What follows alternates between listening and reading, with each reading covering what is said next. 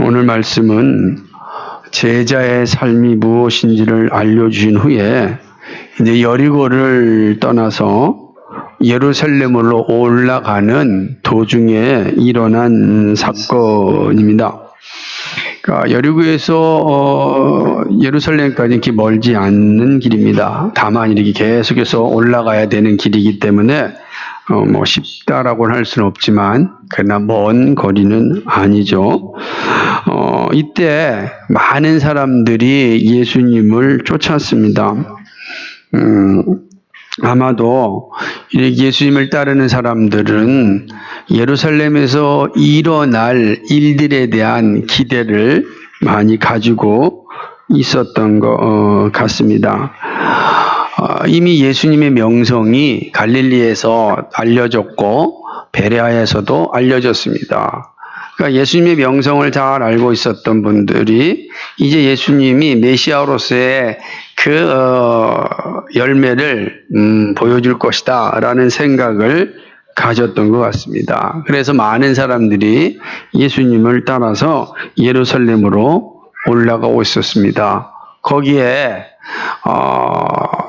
유월절이 가까이 오고 있었기 때문에 더불어서 많은 사람들이 예루살렘으로 올라가고 있는 여정이었습니다. 그러니까 예수님과 함께 정말 많은 사람들이 이제 예루살렘으로 가고 있는 중이죠.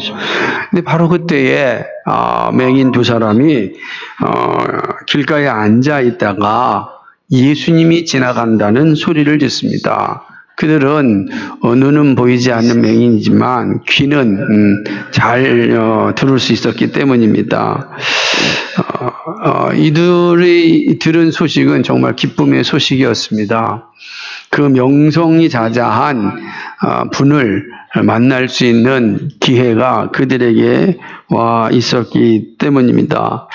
그래서 이들은 이제 예수님을 향하여서 소리를 지르기 시작을 합니다. 마태는 두 사람이라고 말하고 있습니다.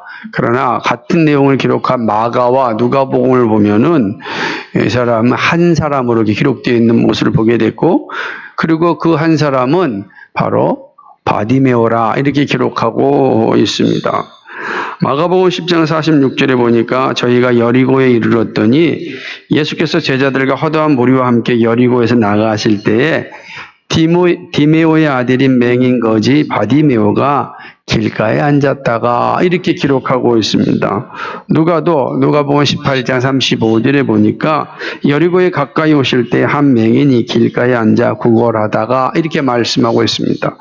뭔가 이게 마태복음과는 다르게 마가와 누가복음에서는 한 사람이라고 얘기하고 있습니다. 근데 마태는 두 명이라고 말하고 있습니다. 이게 한쪽은 두 명이고 한쪽은 한 명이니까 다른 기사가 아닌가 이렇게 말할 수 있을 것입니다. 그러나 내용을 보면 같은 장소에서 일어난 사건인 것입니다. 이 말씀은 충돌하는 것이 아니라 마가는 이 두 사람 중 한 사람인 바디메오를 특정하여서 지칭하여 기록하였다라고 볼 수 있는 것입니다. 그러니까 두 사람 중에 한 사람이 누구죠? 바디메오다 라고 하는 것입니다. 이들은 예수님을 향하여 소리를 질렀습니다. 예수님이 어디에 계시는지 볼 수 없었습니다. 그죠? 거기에 많은 사람들이 함께 올라가고 있었으니까 예수님이 어디에 있는지 특정할 수가 없었던 것입니다.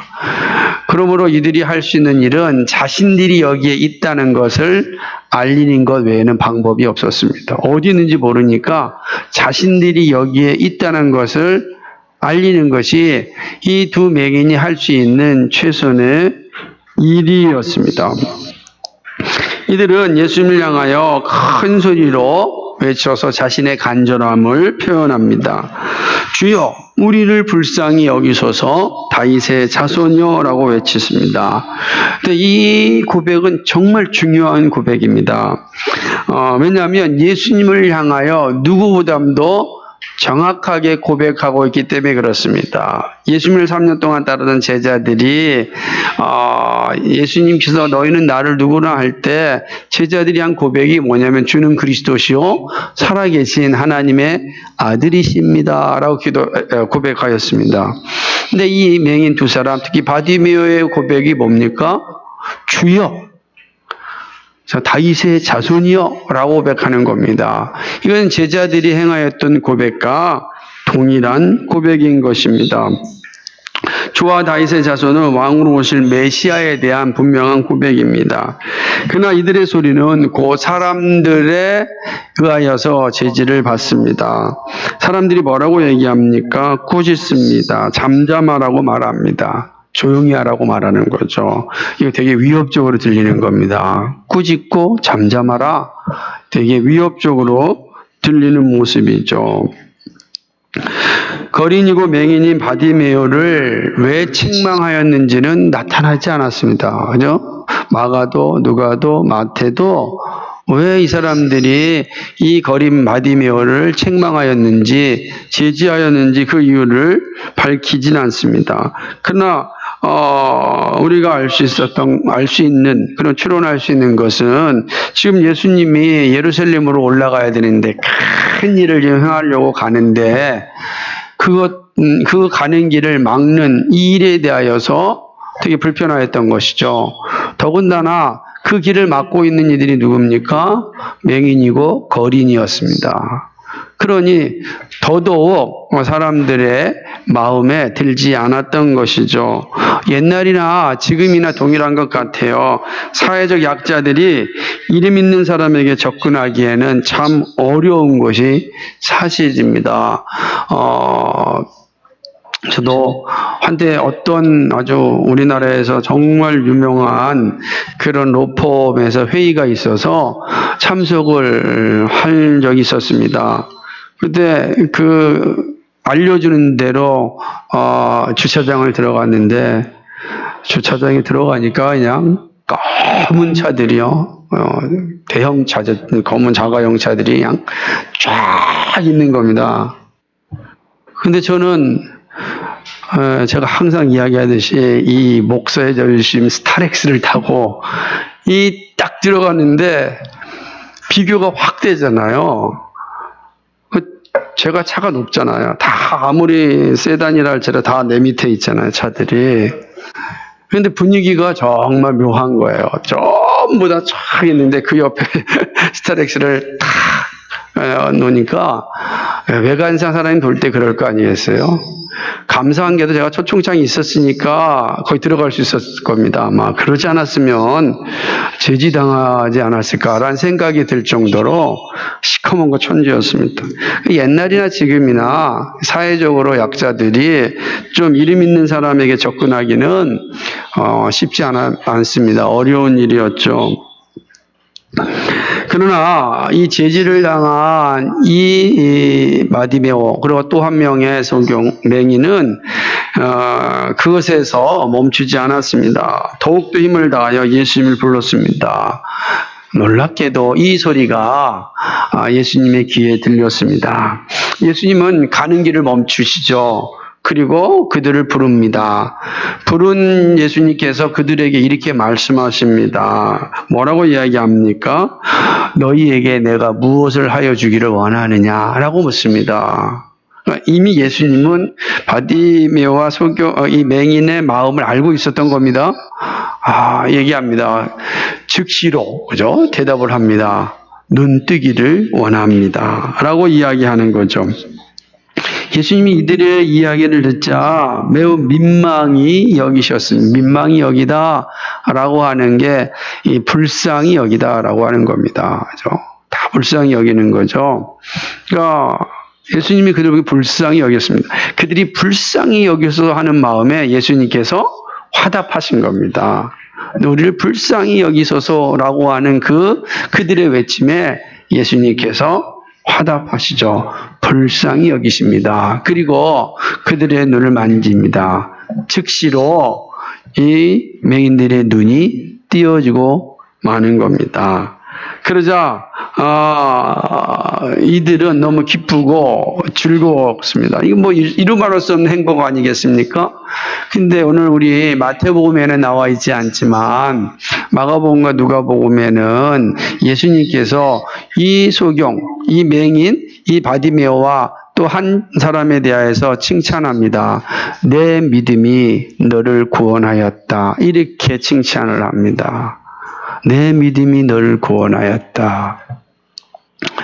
그러자 함께 있었던 많은 사람들이 이 놀라운 사건을 보고서 하나님께 영광을 돌립니다. 이것이 오늘 이 여리고에서 나와 예루살렘으로서 올라가는 상황 가운데 일어난 사건인 것입니다. 그죠? 마가복음 10장 52절을 한번 읽어보세요. 마가복음 10장 52절. 찾아보시겠어요? 마가복음.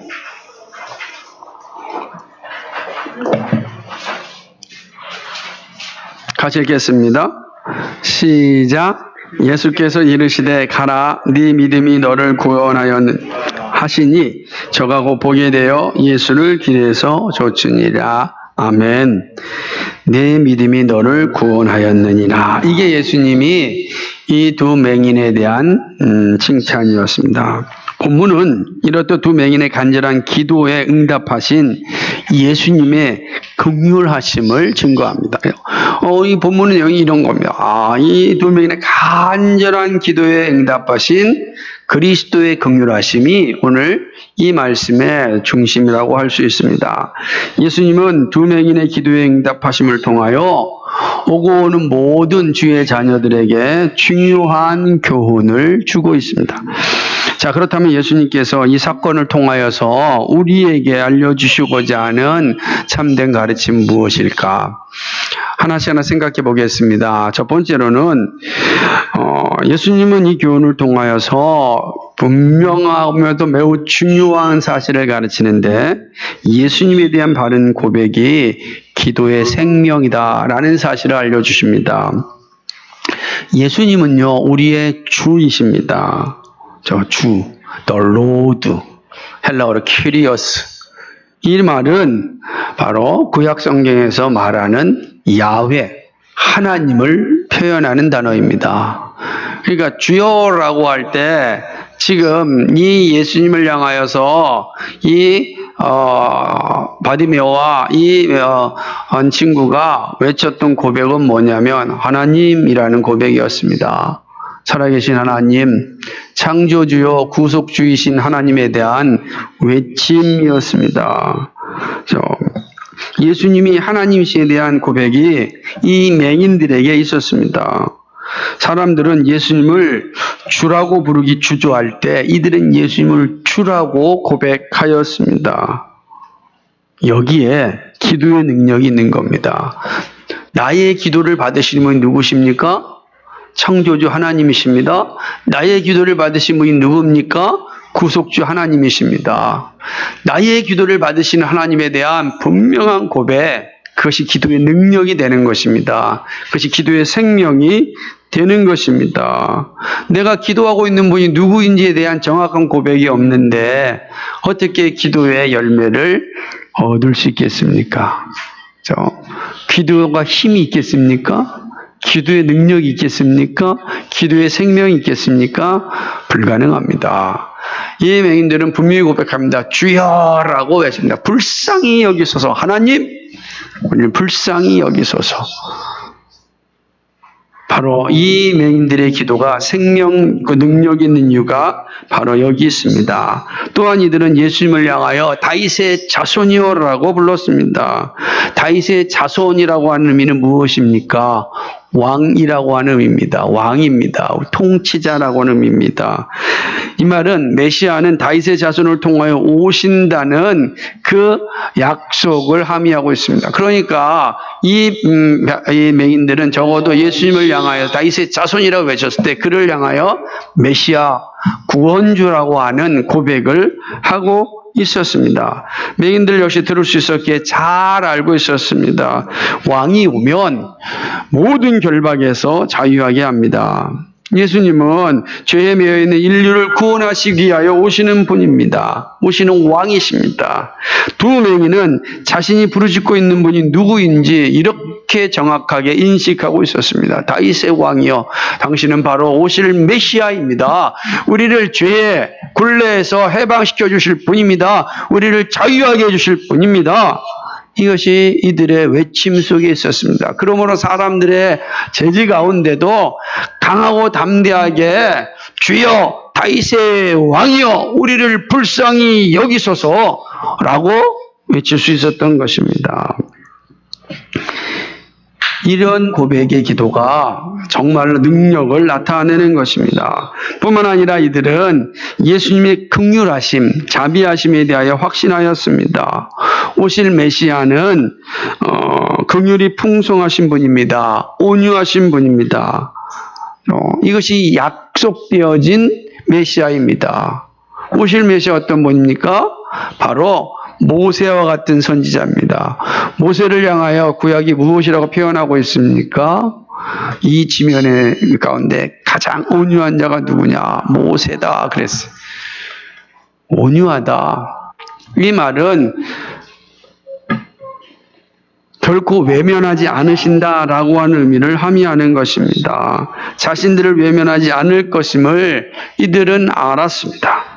사람은 외모를 중시하지만 예수님은 중심을 보시는 분을 확신하였습니다. 사람들은 거지이고 보지 못하는 자신들을 보고 외면할 것이고 배척할 것이지만 그러나 오실 메시아는 중심을 보시기 때문에 그들이 맹인이요 거린인 것이 중요한 것이 아니라 그 중심이 무엇으로 가득 차 있는 것을 보실 것임을 확신하였습니다. 그러므로 주여 불쌍히 여기소서 다윗의 자손이요라고 외칠 수 있었습니다. 예수님이 자신의 소리를 듣기만 한다면 치료받을 수 있다는 확신이 있었습니다. 이것은 기도하는 자들에게 있어서 매우 중요한 자세입니다. 예수님은 마태복음 11장 29절에서 이렇게 말씀하셨습니다. 나는 마음이 온유하고 겸손하니 나의 멍에를 메고 내게 배우라. 그리하면 너의 마음이 쉼을 얻으리라. 나는 마음이 온유하고 겸손하니. 이 예수님이 자신에 대한 계시입니다. 자기 증거입니다. 나는 마음이 온유하고 겸손하다 라고 얘기합니다. 그러니 나의 멍에를 메고 나를 배워라. 그러면 너희 마음이 쉼을 얻을 것이다. 안식을 누릴 것이다. 평안을 얻을 것이다. 치유를 받을 것이다. 이 내용 아니겠습니까? 온유하고 겸손하신 주님을 확신하는 것이 기도의 생명입니다. 기도는 기도를 들으시는 분에 대한 바르고 정직한 고백에서 시작합니다. 그렇지 아니하면 우리가 많은 기도를 한다 할지라도 허공에 다 외치는 것에 불과합니다. 허공을 향해서 다 터뜨리는 아무 의미가 없는 그런 기도가 되는 것입니다. 두 맹인의 기도가 예수님을 향할 수 있었던 것은 예수님을 정확히 알고 있었기 때문입니다. 수많은 사람들이 있었습니다. 오늘 많은 사람이 따르고 있었습니다. 그들이 침묵하며 예수님을 따르겠습니까? 그러지 않았을 것입니다. 근데 그 많은 사람들의 소리 가운데 두 맹인의 소리가 예수님의 귀에 들린 겁니다. 어떻게 들렸습니까? 이들의 믿음의 고백이 정확하였기 때문에. 이들의 중심을 예수님께 들린 겁니다. 외모를 보지 아니하시는 주님, 중심을 보신 주님의 귀에 들렸습니다. 많은 소리가 아니라 정말로 정확한 고백. 이 바로 생명 있는 그런 기도가 되는 것입니다. 우리의 기도가 능력 있고 생명이 있고 헛되지 않으려면 기도를 받으시는 예수님에 대한 정직하고 온전한 고백이 있어야 합니다. 예수님이 누구십니까? 우리의 하나님이십니다. 창조주이십니다. 구속주이십니다. 우리의 중보자이십니다. 예수님이 어떤 분이십니까? 다윗의 자손 즉 우리의 왕이십니다. 우리를 죄에서부터 자유케 하시는 분이십니다. 예수님은 어떤 분이십니까? 약한 자를 멸시하지 아니하시고 긍휼히 여겨주시는 분입니다. 여기에 우리의 기도가 존재합니다. 이 분명한 고백 가운데 여러분의 기도가 있기를 소망합니다. 두 번째는요, 예수님은 간절한 믿음의 기도에 응답하십니다. 이 내용을 잘 인식하고 있어야 됩니다. 두 맹인의 모습에서 우리는 기도의 중요한 모습을 볼 수 있습니다. 이들의 간절함입니다. 이들은 자신에게 다시 올 수 없는 기회임을 지금 알고 있었습니다. 예수님이 오신다, 예수님이 지나간다는 소리는 마지막 기회의 마지막. 지나가면 언제 올지 아무도 모르는 겁니다. 거기에 지나가서 예루살렘에서 이제 예수님께서 그 안에 사역하게 되면 또다시 여리고로 내려올지 아무도 모르는 거예요. 마지막 기회였습니다.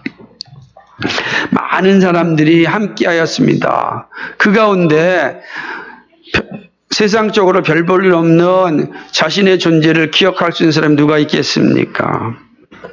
자신들은 눈이 보이지 않고 또한 거짓 신세였습니다. 누구나 거들떠 보지 않고 조롱당할 수 있는 상황입니다. 모든 상황이 절망적입니다. 절망적이죠. 그들은 절망 속에 사는 거잖아요. 그러니까 거지로서 살았어요. 보이지 않습니다. 이거는 참 끔찍하죠. 어떻게 설명할 수 있겠습니까? 그들의 삶 자체가 절망적인 겁니다. 힘들고 어렵죠. 아마 여기 있는 우리들은 적어도 이 바디메오보다는 나은 삶일 겁니다. 볼 수 있다는 거, 또 일용할 양식을 먹고 있다는 거, 따뜻한 집에서 잠을 잔다는 거, 이건 정말 엄청난 은혜입니다. 여러분 그 사실을 알고 있으십니까? 거기에 내 방까지 있다면 이건 두말할 필요가 없는 대단한 은혜 아니겠습니까? 바디메오와 뱅이는 그런 것이 없는 사람입니다. 그렇죠? 근데 하지만 이들에게 들려오는 소리가 있었습니다. 예수님이 지나간다는 이야기입니다. 마지막 기회입니다.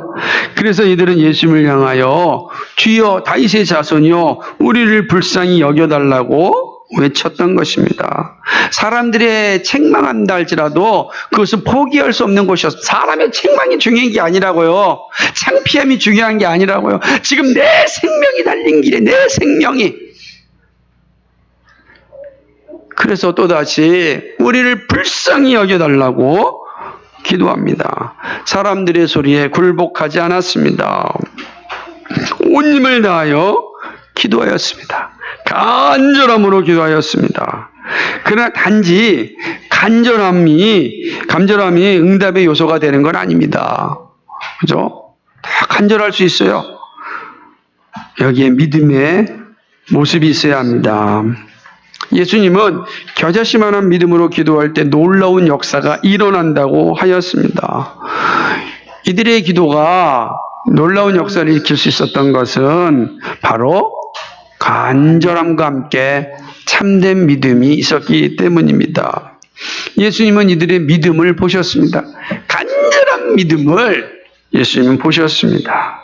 그리고 응답하셨습니다. 그리고 말씀하십니다. 내 믿음이 너를 구원하였다라고 선포하십니다. 간절함은 확고한 믿음에서 나옵니다. 믿음이 없이는 간절함도 없습니다. 하나님은 믿음으로 부르짖는 자의 기도에 응답하신다고 약속하셨습니다. 예레미야서 33장 3절에 너는 내게 부르짖으라 내가 내게 응답하겠고 내가 알지 못하는 크고 은밀한 일을 내게 보이리라 약속하셨습니다. 부르짖으라. 그래서 간절한 믿음이 부르짖는 것에 나타나는 것입니다. 또한 믿음의 기도는 역사하는 힘이 있다고 하였습니다.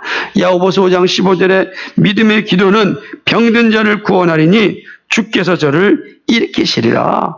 믿음의 기도가 병든 자를 구원한다고 말씀하십니다. 야고보서 5장 16절 말씀에 이러므로 너희 죄를 서로 고하며 병낫기를 위하여 서로 기도하라.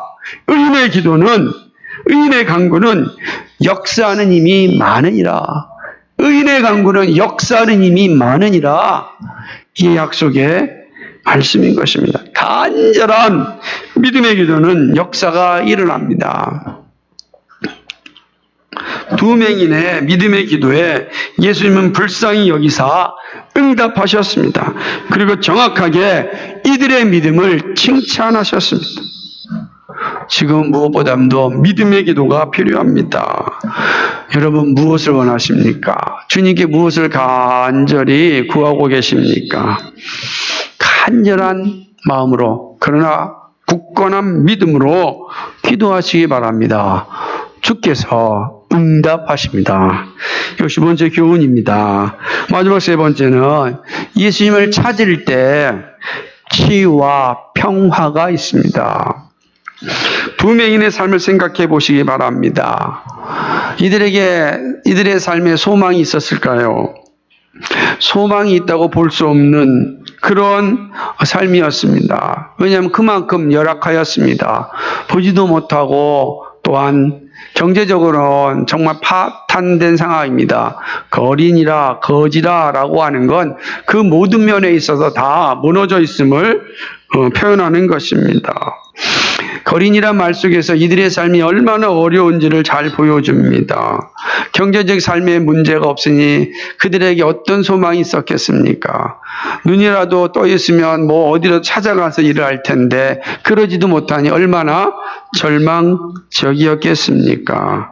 그러니 이들의 입에서 흘러나오는 말은 기쁘고 즐거운 말은 별로 없을 것입니다. 감사하다, 기쁘단 말이 이들의 입술에서 자연스럽게 나왔겠습니까? 아마 힘들다, 오늘 우리 참 죽고 싶다, 이런 말이 자연스럽지 않았을까요? 그렇게 생각해 봅니다. 한울이라고 하는 가수가 요즘 청춘이라고 하는 그러한 노래를 지었습니다. TV에 보면은 요즘 삼광 빌라라고 하는 그런 드라마의 OST입니다. 빌라에 사는 사람으로서 삼광 빌라는 참 따뜻하게 다가온 제목이었습니다. 늘 아파트만 나오다가. 그죠? 그 제목 가운데 요즘 청춘, 아마 오늘 칼럼도 읽어보시면 그 가사가 1절은 다 기록해놨지만 그 내용 가운데 이런 내용이 있어요. 나 빼고 행복해 보여. 다들 행복해 보여. 좋은 날이 오기는 할까? 사랑도 너무 어려워. 먹고 사는 것도 참 힘들어. 요즘 청춘 너무 힘이 들어. 이게 노래 가사입니다. 청춘들은 어떻게 가슴이 탁 다가옵니까? 사랑도 힘들고 먹고 사는 것도 힘들고 너무 힘들어. 이 노랫말을 들으면 가슴이 탁탁 막혀옵니다. 이 가사 중에 힘들어. 요즘 청춘들의 입에서 나오는 고백이 뭐냐? 힘들어. 힘들어. 사는 게 힘들어. 먹고 사는 거 힘들어. 무슨 결혼을 해? 힘들어. 그죠? 아기를 어떻게 낳아? 힘들어. 다 힘든 거예요. 그러니까 다 싫은 겁니다. 거기에 무슨 소망이 있겠습니까? 근데 이게 힘들어 말하기 시작하면 절망에 쌓이게 됩니다. 마음에서 평화가 사라지고 마침내 끔찍한 질병에 떨어질 수 있습니다. 평화가 없는 삶은 지옥입니다. 왜 지옥이라 그런지 아세요? 평화가 없기 때문입니다. 평화가 없어요. 그래서 지옥이라 그러는 겁니다.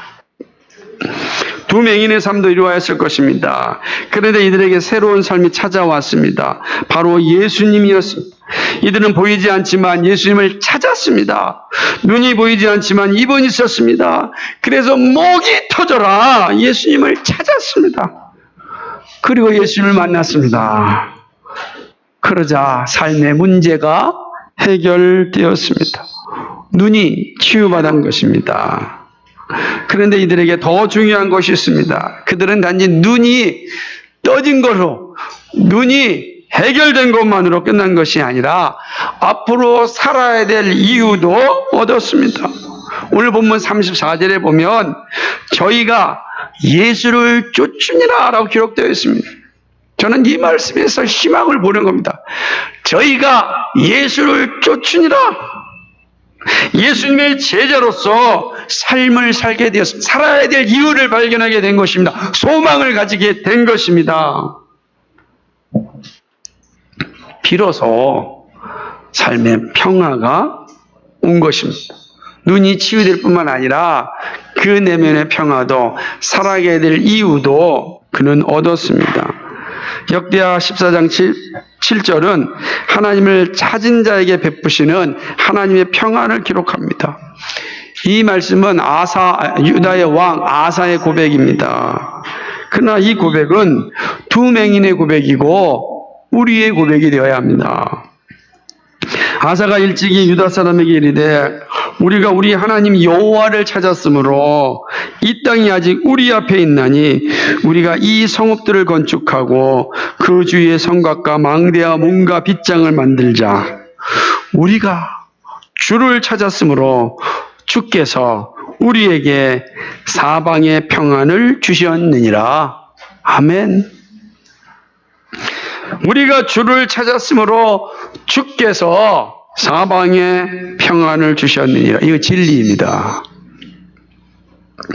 진리를 알지니 진리가 너희를 자유케 하리라. 그 자유는 평안입니다. 샬롬입니다. 주님을 찾을 때 주님이 주시는 평화를 누릴 수 있습니다. 마음의 평화가 찾아오면 우리는 환경을 초월하여 우리의 입술을 통하여서 감사합니다 라는 고백이 나옵니다. 여러분은 얼마나 감사하시며 사십니까? 여러분 하루하루 사시면서 감사의 고백이 여러분을 얼마나 지배하십니까? 감사가 얼마나 복된 것인지 모릅니다. 범사에 감사하라. 그것은 그 내면에 평화가 있을 때 자연스럽게 나오는 고백입니다. 그리고 그 고백은 우리의 삶을 다르게 살게 합니다. 근데 그 평화가 어떻게 옵니까? 예수님을 찾을 때 주어지는 것입니다. 예수님이 주셔야 우리가 누릴 수 있기 때문입니다.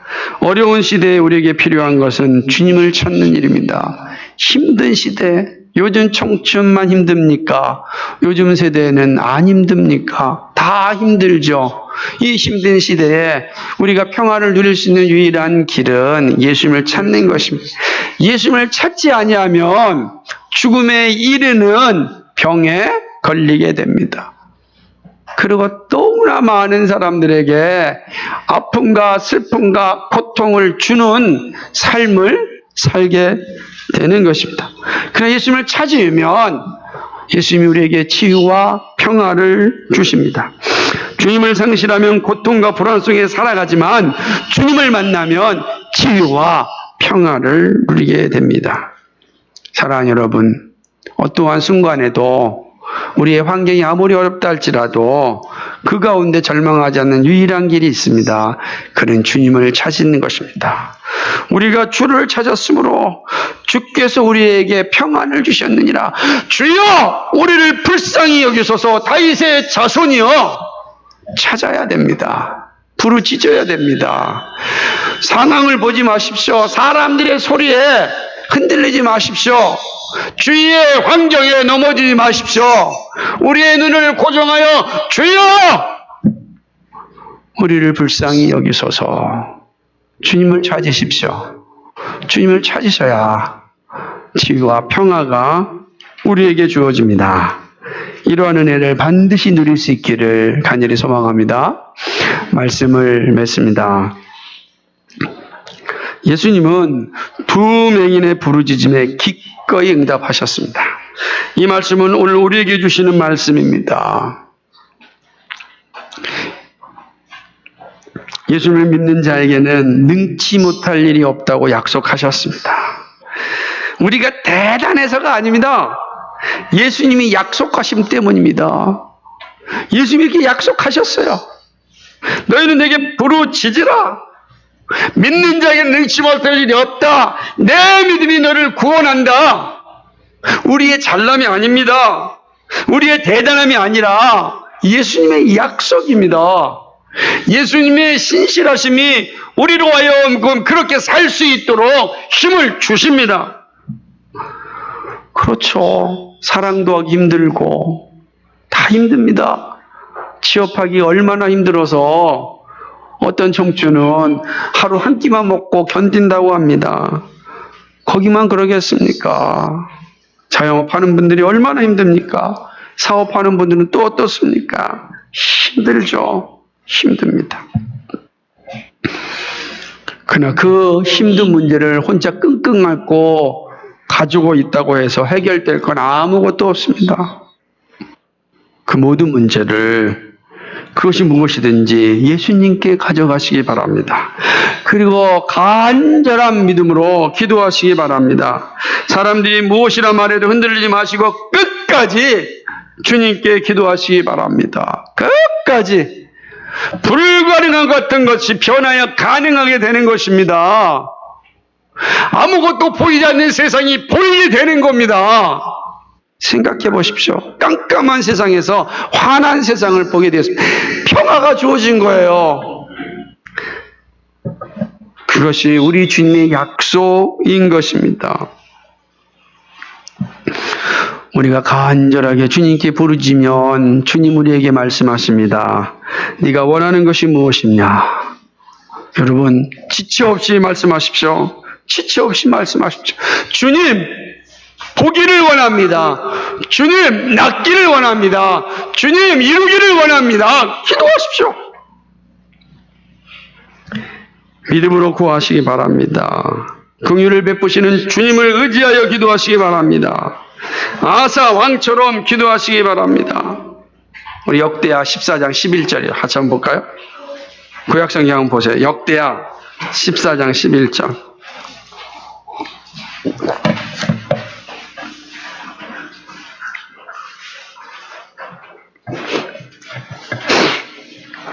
구약성경 역대하 14장 11절입니다.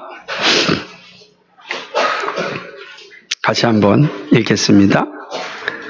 시작.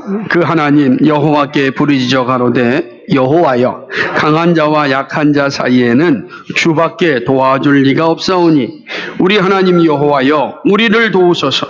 우리가 주를 의지하오며 주의 이름을 의탁하였고 이 많은 무리를 치러 왔나이다. 여호와여 주는 우리 하나님이시오니 원컨대 사람으로 주를 이기지 못하게 하옵소서 하였더니 아멘.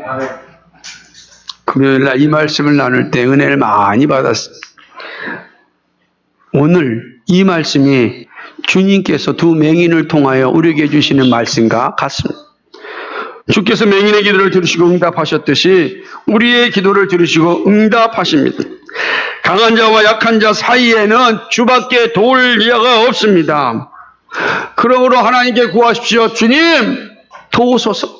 주님 도와주시옵소서. 주님 때를 따라 돕는 은혜를 주신다고 하였사오니 때를 따라 도와주시옵소서. 사람들이 무엇이라 할지라도 사람이 주를 이기지 못하게 하옵소서.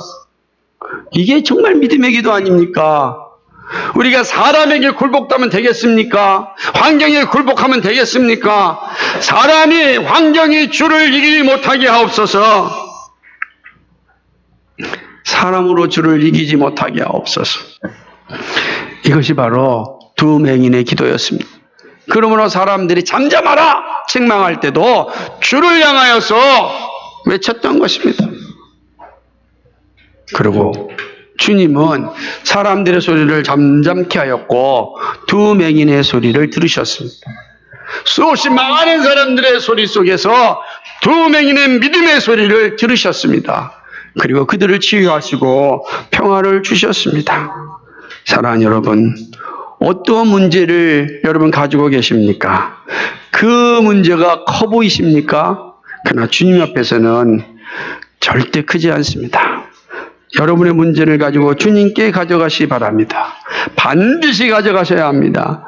담대하게 가져가셔야 합니다. 그리고 요청하시기 바랍니다. 기도의 역사를 믿는 사람은 도구 기도의 능력도 확신합니다.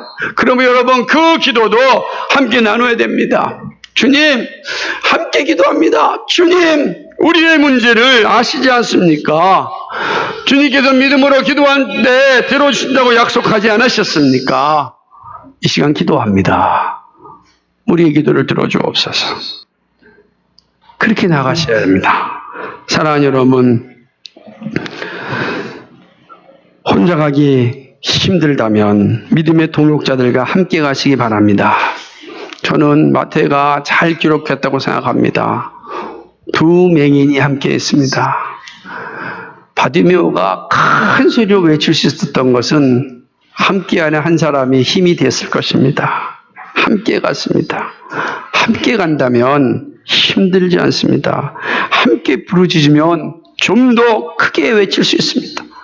바디메오 혼자 외치는 것보다 함께하는 동료가 함께 부르짖었습니다. 두 사람의 마음이 같지 않았겠습니까? 같이 어렵잖아요. 같이 힘들잖아요. 그리고 그 두 마음이 같지 않았겠습니까? 같은 마음으로 목이 터져라 그들은 외쳤습니다.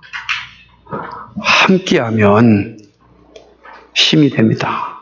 사랑하는 여러분 혼자 힘들게 꾹꾹 갖고 있지 마시고 기도를 요청하세요. 함께 기도하자고. 그럴 때 주님께서 우리의 간절한 외침 들으실 것입니다. 들으시고 우리에게 응답하실 것입니다. 우리에게 치유와 평화를 주실 것입니다. 사랑하는 여러분 모두 주님이 응답하시는 은혜를 누리기를 주님의 이름으로 간절히 축복합니다. 아멘. 거룩하시고 자비하신 하나님 아버지 참 고맙고 감사를 드립니다. 주여 우리를 불쌍히 여기소서. 다윗의 자손이여 이 간절한 믿음의 기도에 응답하신 주님을 찬양합니다. 우리의 외모를 보시지 아니하고 우리의 중심을 보시는 주님을 찬양합니다. 간절한 믿음으로 외칠 때에 외면하지 아니하시고 받아주시는 주님을 찬양합니다. 아무리 많은 사람이 있다 할지라도 믿음의 기도를 들으시고 아시고 응답하시는 주님을 찬양합니다. 사람이 주님을 이길 수 없습니다. 이 사실을 믿습니다. 오늘도 이 믿음으로 주님께 나갑니다. 우리의 상황이 어떠한 상황 가운데 있다 할지라도 흔들리지 않게 하여 주옵소서. 믿음의 기도는 역사하는 힘이 크습니다. 이 약속의 말씀입니다.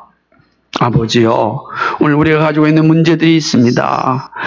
영적으로 성숙되기를 위하여 기도합니다. 삶의 문제가 해결되기를 위하여 기도합니다. 육체의 질병을 낫기 위하여 기도합니다. 가정의 문제가 해결되기를 위하여 기도합니다. 자녀들이 건강에 자라기를 위하여 기도합니다. 우리의 사업이 하나님 앞에 바르게 쓰임받기를 위하여 기도합니다. 하나님께 받은 소명이 온전히 드려지기를 위하여 기도합니다.